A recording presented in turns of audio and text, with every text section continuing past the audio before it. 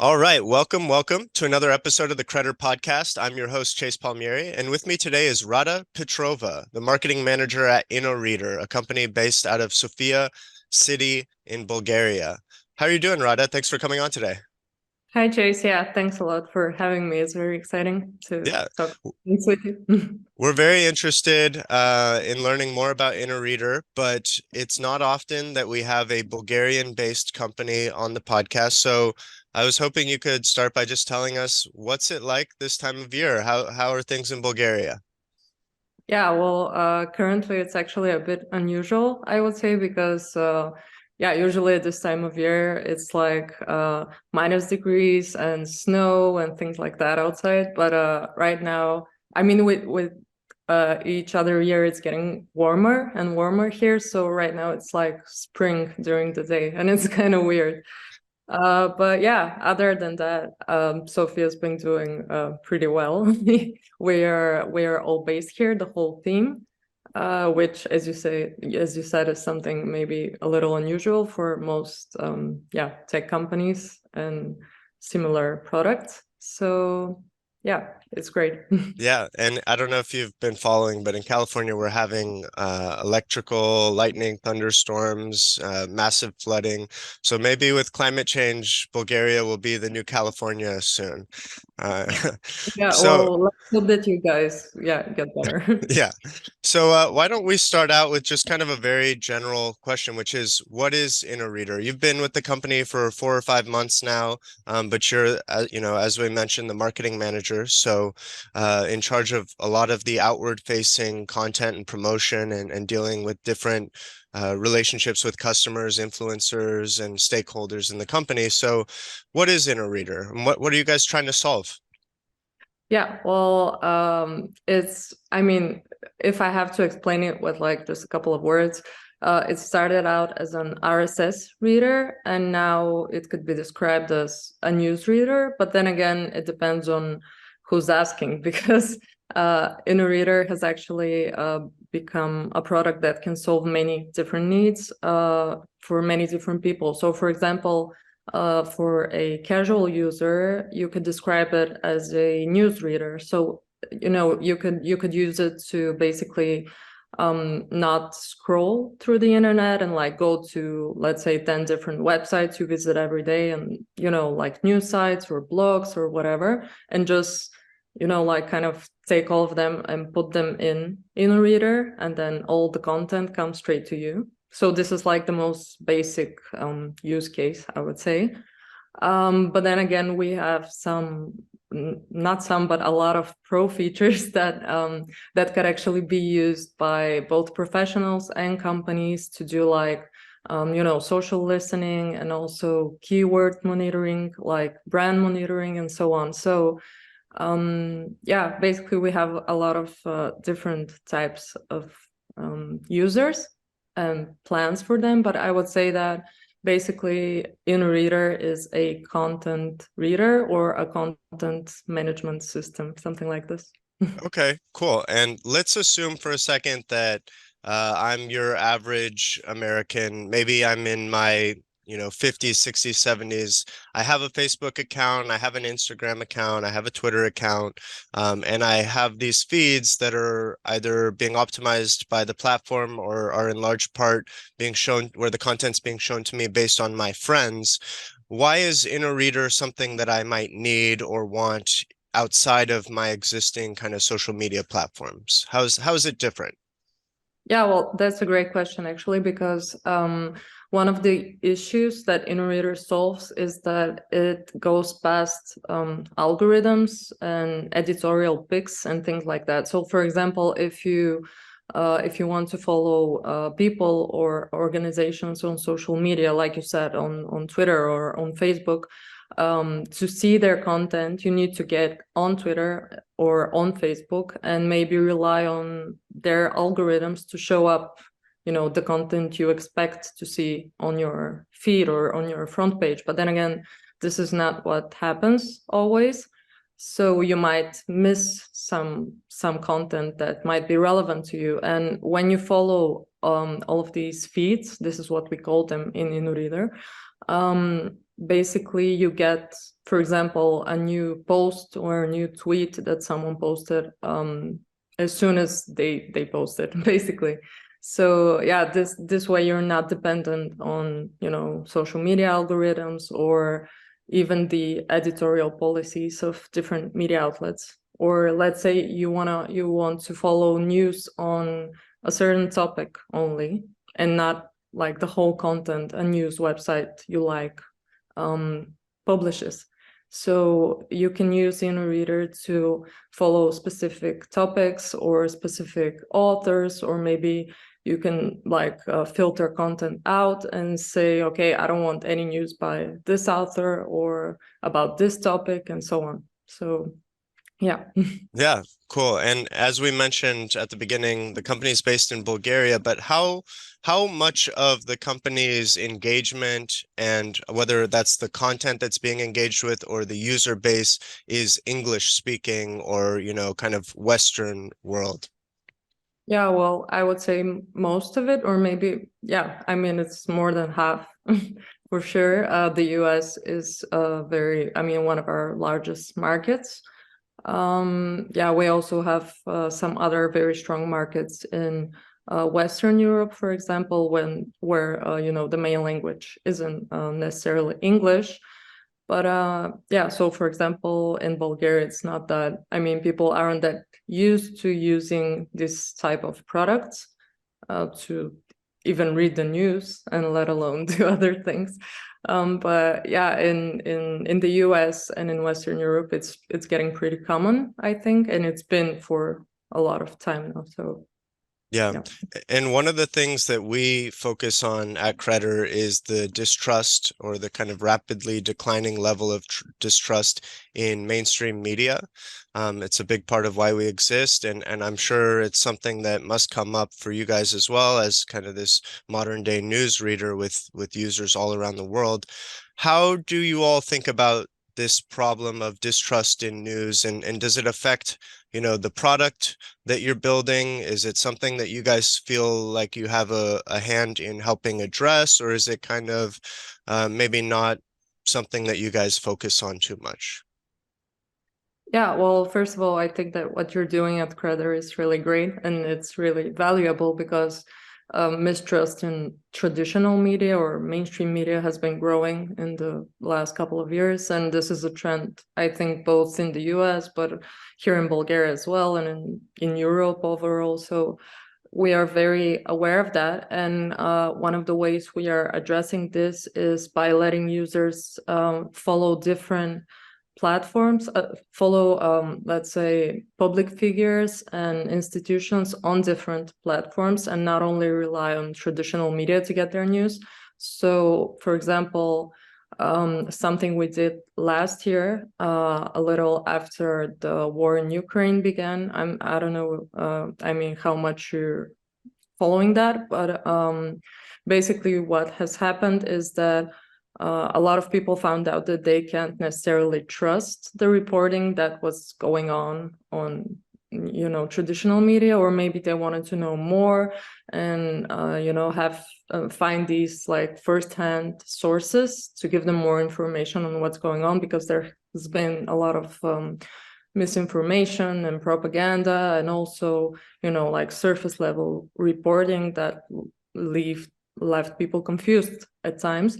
So one way in which we addressed this is that we allowed people to follow Telegram channels, which is something that we weren't doing before. But it turned out that people in Ukraine, for example, had been using Telegram a lot to communicate and to share news about what's going on. And it turned out that a lot of people had interest in following their updates on Telegram. So we decided to make this integration. And yeah, so this is one way that we're trying to, like, I would say, diversify the pool from which, you know, users can pick to get their content and news.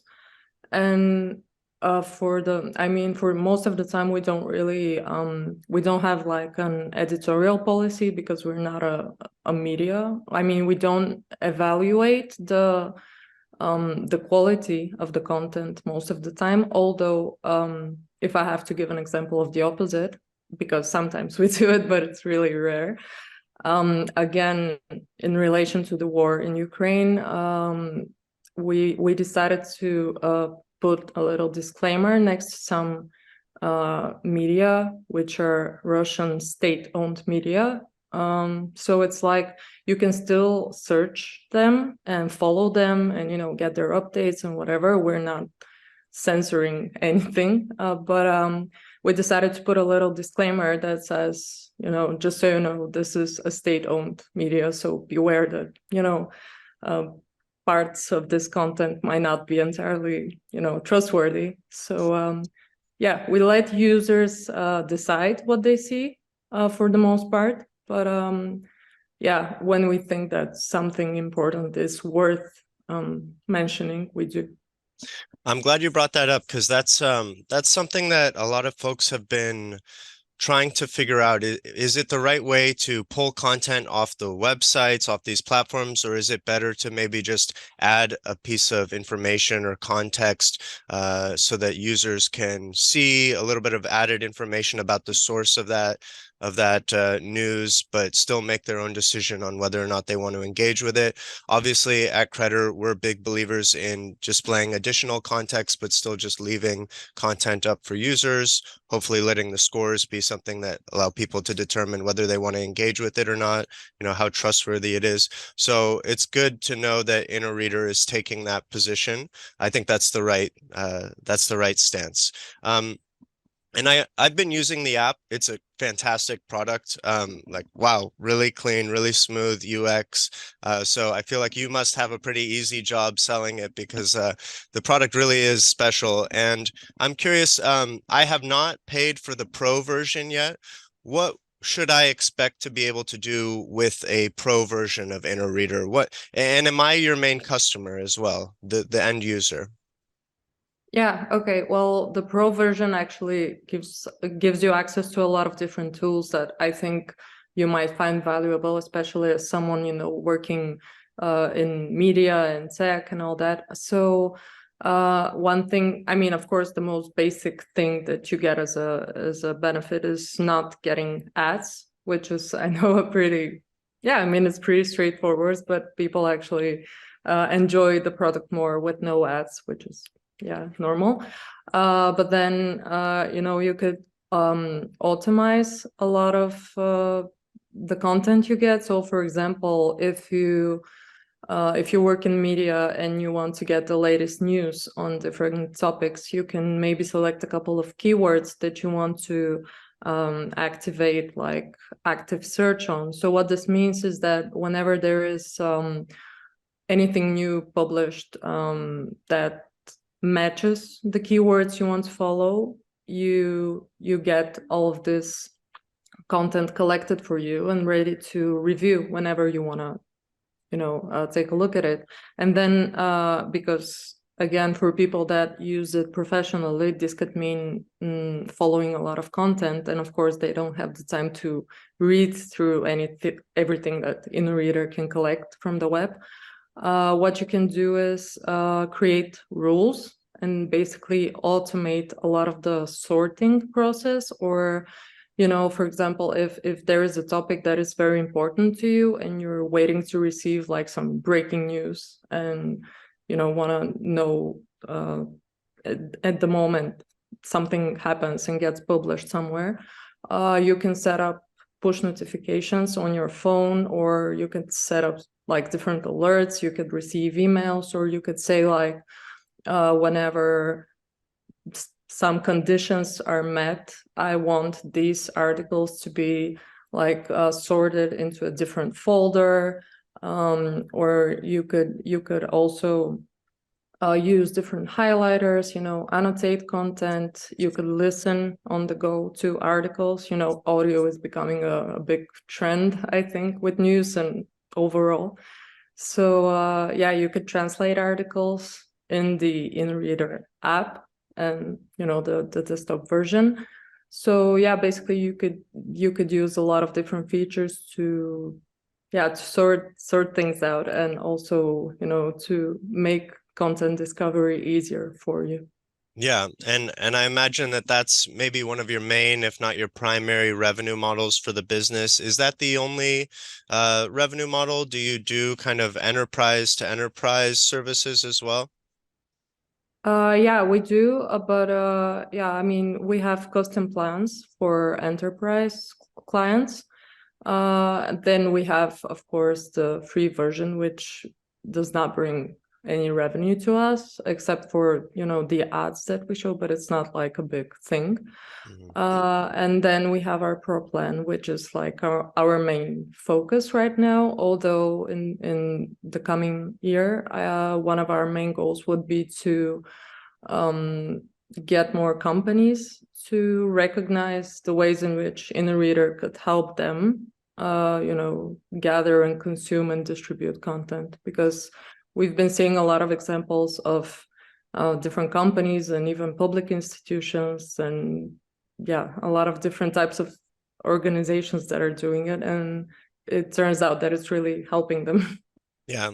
And one of the cool things about an RSS feed is that you kind of get these automatic instant notifications if you have your notifications on. But anyway, you instantly receive the content so long as you're following a particular website or an individual. So I was thinking theoretically, if Inoreader and Credder were sharing data in some way, would it be the case that Inoreader users could select a feed with a Credder toggle, for example, where it would allow them to receive instant alerts for articles coming from, only the top rated authors and outlets, as rated on Credder.com? Is that something? Do you guys ever do integrations like that with other parties? Well, not exactly like that. I mean, yeah, I couldn't tell you right now if this could happen technically, Right. but yeah, I mean, otherwise, yeah, maybe. Why not? I mean, we have some integrations, but I think most of them are centered around sharing and distributing the content outside of Inoreader most of the time. So for example, team users can like export content to Slack, to Microsoft Teams, to Dropbox and different platforms like this. Or yeah, so Okay. And I know you have multiple stakeholders here where you have the end user, but I believe Inoreader also works maybe directly with the media outlets. So can you tell me, what your relationship is with the publishers who you feature on your platform? Do you speak to them regularly? Is there something you need from them other than just being able to crawl their website? And if they don't want to engage with you, you just go around them anyway by crawling their website? What's the relationship like with the publishers? yeah, well, this is something that has been ongoing for a lot of time now, and also something we want to focus more on in the future, building these types of relationships with publishers, because right now, most of the big publishers already have RSS and have allowed, different platforms like ours, like InReader, to use their RSS to basically aggregate all of this content. And I think this is a relationship that is very, very beneficial to all sides, because I mean, obviously for us, this is our business, but then again, for them, this is a way for them to get new audiences that might otherwise not, not be aware of them, or if they're a smaller publisher, or maybe choose a different site over them, but then when they see a certain publisher in Inoreader, they might give it a go. But yeah, overall, there are some publishers that still think of RSS as a way, as how do you say, like old technology type Yeah, of thing. old Yeah, like school. it's outdated. Yeah, like Yeah. it's outdated, so there's no use for them in like keeping it going still. And what we're trying to like communicate to them is that it's not true. And actually a lot of people online have been writing recently that they feel like there should be an RSS revival, and they miss the old days pre-Twitter and stuff like that, where people on the internet would follow different websites and blogs and microblogs on using RSS readers. So yeah, this definitely needs to be worked on more, and this relationship building with the publishers. But happily, most of the big ones realize that this is also beneficial to them. So yeah, they just provide us with the technology we need to feature them on our website. Okay. And this is more of a UX or a user experience question, but it's something that we've dealt with at Credder with our own newsreader product, which is when you have publishers on the platform that are paywalled, it can often be a really bad experience to send the reader to that site because they saw a headline or a preview of an article, and then they show up and they can't even access the article, and they just land on kind of a subscribe for X amount per month page. How does Inoreader deal with, paywalled publishers and paywalled content? Is there a certain different UX that you have for those kinds of moments in the user experience? Yeah, well, usually what happens if you stumble upon such content in Inoreader is that there is a certain button you should click if you want to load the full content. And then if the original website and publisher has enabled this, you can load it in Inoreader, you can save it to read later, you can do all types of things with it, like annotate it and so on.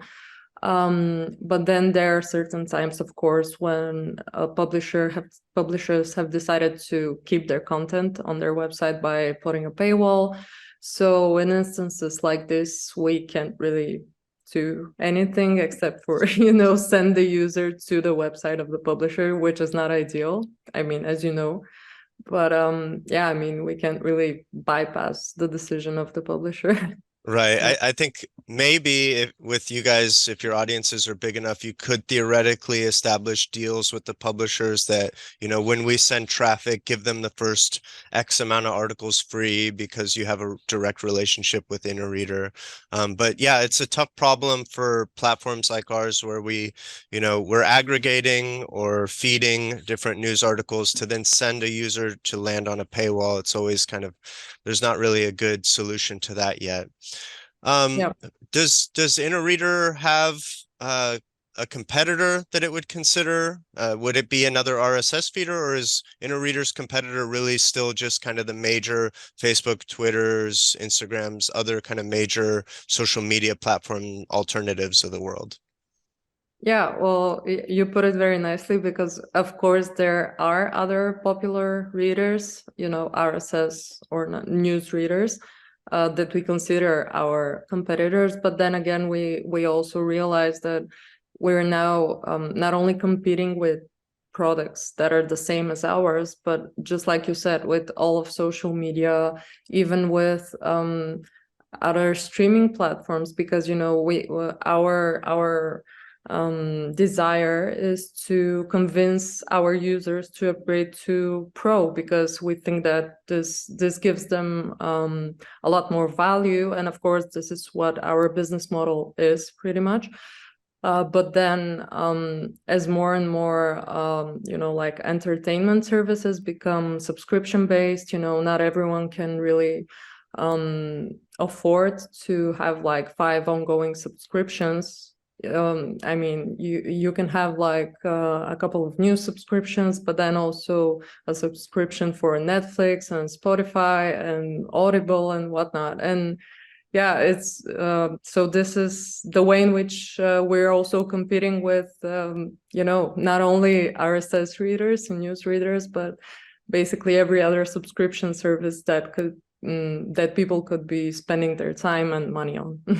Yeah, we hear a lot, at least in the US, about how successful the New York Times subscription business is and how they've, done a great job of transitioning from mostly ad-based to subscription-based revenue. But I think it neglects the fact that consumers aren't really willing to go past a certain number of monthly subscriptions. And so, yeah, maybe the New York Times is able to capture that subscriber base, but there's a really big drop off after that. So, yeah, it's really challenging to get a consumer to stay subscribed to more than, 3 different news source type subscriptions. So it's a tough one, but I think the features that you guys have, especially the audio reader, is really compelling because I do love to kind of listen to my news while I'm doing the dishes or a workout or something like that. So I think that's a great service. One of the questions I have as it relates to competing with social media is around this concept of network effects, because to get your news from social media, maybe it's not ideal. Maybe you're getting a lot of news that's coming to your feed from your crazy uncle or whoever it is, and not necessarily the news that you would have chosen for yourself. But there's this concept of network effect built in where you're kind of engaging with other people. It's more of a social news gathering experience. Whereas an RSS feed is very much based on kind of your personal preferences. You're almost intentionally siloing yourself. Um, you kind of, I don't want to use the word echo chamber because that's negative, but you're really picking what you're going to see and kind of what you're not going to see. And it really just is that. You're not going to stumble across other content. You're not going to engage with other users. Are there things that you guys at Inoreader are thinking about doing to make the product or the experience more social in certain ways? Or is it really just focusing on giving an individual maximum control over what they see? Yeah, well, actually, we're planning on working on something like this, but we currently also have some features that enable a sort of a social discussion, but it's just not happening that much because people, as you said, are mostly using it to read what they want to read, and they're not that open to I mean, they don't have the incentive, I guess, of sharing it that much and discussing it with other people on Inoreader. But actually, when you use Inoreader, you can leave comments, you can, reply to other people's comments, you can like them, you can broadcast. We call this broadcast, but it's basically like sharing an article to your own profile in Inoreader. But again, this is not something that a lot of people have recognized as that important over time because they've been using the reader to get the content they want to get and nothing else. But we do recognize the need and maybe want in many people to see content other than what they're usually getting. So we're currently working on tackling this I wouldn't say issue, like a challenge, in a couple of ways. So one of them is we're building a lot of new collections of different feeds based on different topics. So this is something we're going to release pretty soon, I hope, and users will be able to enjoy. But basically, we are curating a lot of different websites that we have selected to be relevant in different on different topics, which can range from news sources in different countries, but also like professional media in different areas. Also, websites you could use for learning and research, and also, let's say, starting a new hobby or lifestyle websites and so on. So we're working on a lot of new curated content to suggest to users, but only if they want to explore it. So we're not going to push it in any way, suggest things to people they don't want to see, but it will be there for them to explore. And also we're planning on focusing a little more on trending content inside of Inoreader. So what will happen more during this year is that users will be able to see what is trending, what are other people reading, sharing outside of Inoreader, and so on. So I think this would be an interesting experiment to see if people would enjoy this type of thing.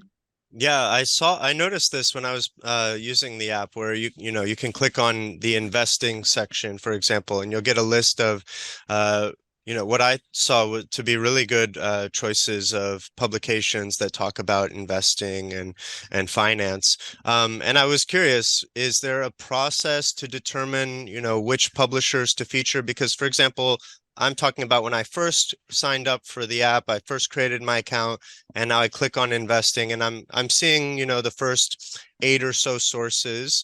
I'm curious how you guys come up with which of those 8 sources to provide. Is it just that these are the 8 sources that get the most engagement from our other users? Is there some kind of an editorial process behind selecting those publishers? Yeah, well, I would say that there's a little bit of both, because I mean, the first way we determine whether something is, a certain publisher is worth, considering to feature in such a collection, because most of the time these collections include like 10 or 15 publishers at the most, and on every topic there are like hundreds and thousands of websites. Right. So yeah, in order to choose the like 10 or 15 you want to feature, one way to do this would be to just look on the way different websites are performing online outside of Inoreader. So like, which are the most popular websites people are visiting, because most of the time they would also be, the most credible. Of course, we review each of them before deciding to feature them, because we wouldn't want, we would want the quality of everything sort of recommended by us to be, high, and for people to trust that these sources really deserve their attention. And also another way to feature a website in one of our collections would be to kind of engage with the publisher and, establish a relationship where, we see that their content, even if they are a smaller website, we see that their content is good and is relevant. And, there have been instances where, like smaller websites and publishers have contacted us and asked to be featured. So then we do a review. And if we think that, it is a good fit and we would recommend this publisher, then we feature them, even if they're not like this big. Okay. And I guess this ties into your other revenue model a little bit, which is this idea of advertising on the platform for the free or freemium version of the service.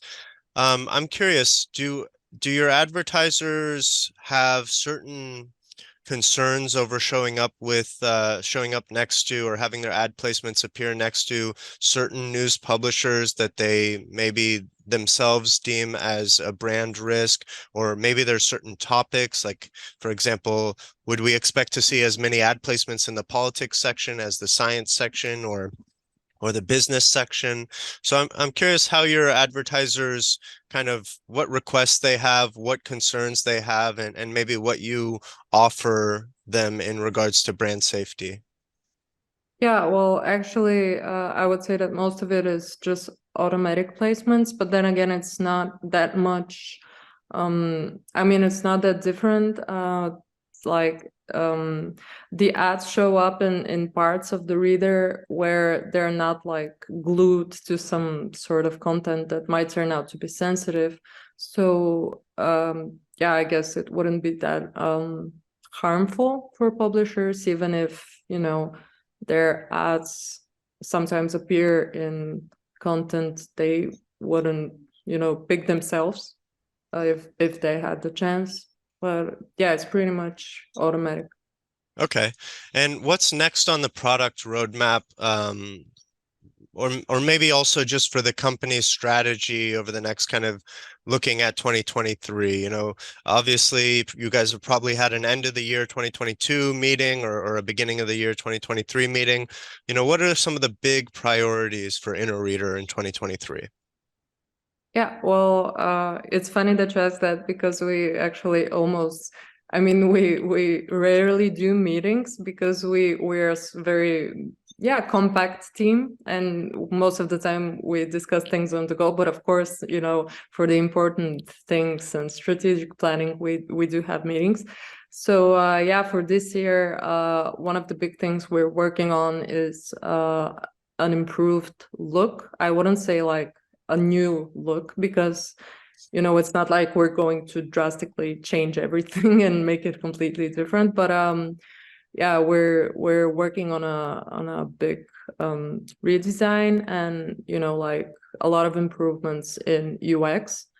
So this is one big focus we have. Also, we're planning on focusing more on our mobile apps, because I mean, the overall trends in news consumption and content consumption overall is that more than 60 or 70% of people consume content on their phones, which makes it, increasingly important for us to make our apps look better. So this is also something that we're working on currently. Also, we are working on some new integrations with other services, but I can't really share a lot of that right now. Yeah. And yeah, another thing maybe would be some upgrades coming up for Teams and enterprise clients. So yeah, I'm not sure how much you're aware of what team plans consist of regularly. Yeah, okay. No. Well, basically when you're a part of a team, you could be like 10 people or 20 or 50 people from the same organization. And for example, we have these feed bundles. So if you're like the admin of the team, and you have like 10 employees or coworkers that you want to share certain content with, you can, for example, pick 10 sources that you think that they should follow for their work on a daily basis, and you just kind of share that bundle with them, and you can start collaborating inside of Inoreader on all of this content that you have picked out to be relevant for your work. So yeah, the team plans are a little different from all the other plans, and they're really designed to help organizations that use a lot of content in their work to basically streamline a lot of the processes surrounding that. So yeah, we're also working on a lot of upgrades for Teams as well this year. Okay, and I think I noticed that one of the ways you can use the RSS feed is to create alerts. I think also by keyword. So for example, if I wanted to create an alert similar to how there's Google Alerts, I could tell Inoreader, hey, anytime my name Chase Palmieri or Credder pops up in an article, send that to me right away. Or anytime you hear the term content credibility set in an article, send that to me so that I'm kind of up to date on anytime anyone's talking about certain topics. Is that a pretty, often used feature from Inoreader as well? Yeah, sure. But it's mostly, again, pro users. I mean, it's a pro feature, but yeah, I would say that most people would use it for, let's say, work. But again, it's very helpful in cases just like the one you described, or maybe, for professionals in public relations and marketing, if you're following certain, let's say, public figures that you care like how they're presented in the news, and what's going on with them. Or you could also use that to like track competitors. If, for example, if you're a pharma company, you could use that keyword tracking feature. You could use it, for example, to get alerts whenever there's been a new patent, let's say, or a new discovery posted about a certain medication and things like that. So many different people and organizations have been using it in so many different ways, and yeah, it's turned out to be really helpful for them. Yeah, it sounds like a nice brand management tool, especially for people in PR or people like you who are doing, marketing for their particular business. And just to double click on one thing we talked about earlier, which is part of this pro feature is that you can get the audio version of articles. there's a lot of different startups that I talk to that are doing audio readings for news articles and can even generate them through AI. Kind of synthetic audio is kind of one of the terms that I've heard used a lot. Is Inoreader creating the audio yourselves? Is it that you have some kind of a relationship or integration with another audio reader for when you make those the text to audio available? How are you guys actually creating the audio there? Yeah, we're not doing it ourselves. It's a third party doing this. So basically, we've just made this integration with them, and whenever a user wants to use the text-to-speech feature, this happens pretty quickly, but it's not something that we developed and programmed. And we don't have an AI voice like I think Apple just announced that they will be doing audiobooks with an AI voice soon. So yeah, we don't do that Okay. yet. Yeah. Okay. And there's two questions that I ask every guest that comes on the podcast as we wrap up. But before I get to those last two questions, is there anywhere you'd like to send listeners to either follow Inoreader or follow yourself, whether it be kind of a Twitter handle or a LinkedIn? Should people get in touch with you about anything in particular? Basically, anywhere you'd want to send a listener. Yeah. Okay. Cool. Well, yeah, they can find Inoreader on Twitter. We're pretty active there, and we read everything, respond to everything, and so on. We're also on LinkedIn, and we have a blog. So basically, if you search for the Inoreader blog, you can see what we're posting there. So yeah, this is, I would say, the main places that people could get updates from us on. And otherwise, as for me, I would say I'm most accessible on LinkedIn, where you found me. So yeah. Okay, great. And I'll have all those linked in the show notes. So the last two questions for you here, they're very off topic, totally out of left field, but they tend to be fun for our guests. So the first one is Bitcoin.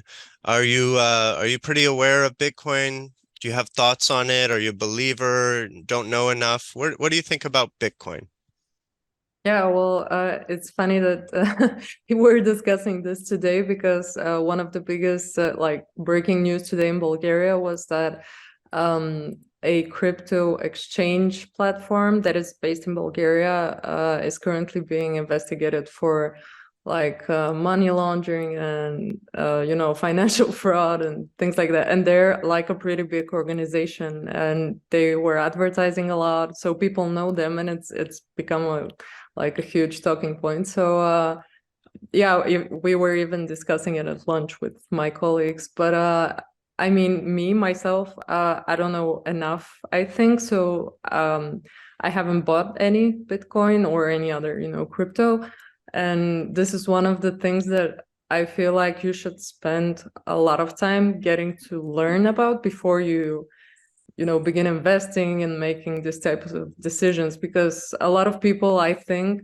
go into crypto thinking that they will suddenly become millionaires, and then something happens like this recent crash that there's been, I think, without following that much, and they're so disappointed, and they start saying, oh, it's all a scam, it's fake, and so on. So I'm on neither side, I think, because yeah, I just don't know enough. Yeah, on this note, I actually forgot to mention this, but I saw the Inoreader has a crypto topic section in the app, and I imagine that it's especially challenging to do editorial or choose publishers for that particular section, but maybe we'll talk about that offline. My last question for you here, as off topic as it gets, but also, it's always fun to see how a guest answers, is are we living in a simulation?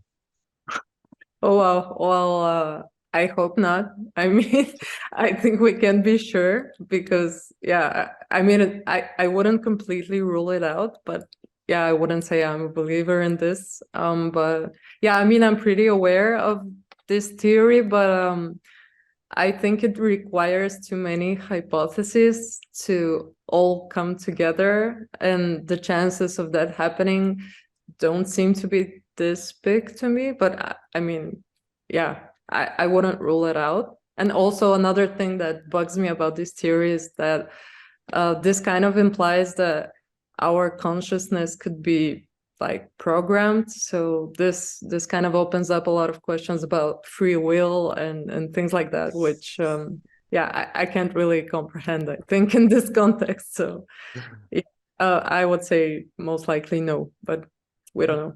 Most likely no, but you're open to it, it sounds like. Yeah, Okay. yeah. Well, Rada, thank you so much for coming on today. I think we learned a lot about Inoreader and you know, we at Credder as well as our listeners will be watching closely and seeing what comes next in 2023. I personally will probably start to engage with that pro feature because I've really been impressed with the product. Again, I think you must have it always helps as somebody in marketing, as I'm sure you know, to have a great product to lean on where, you know, once you capture their attention, you can just send them a link and they click on it and open it, and it's this beautiful experience. Makes your life a lot easier. And thank you again for coming on. And I hope everything in Bulgaria stays on the up and up, and we'll have to have you back on again sometime. Yeah, thanks. Thank you very much for having me, Chase. It was great pleasure.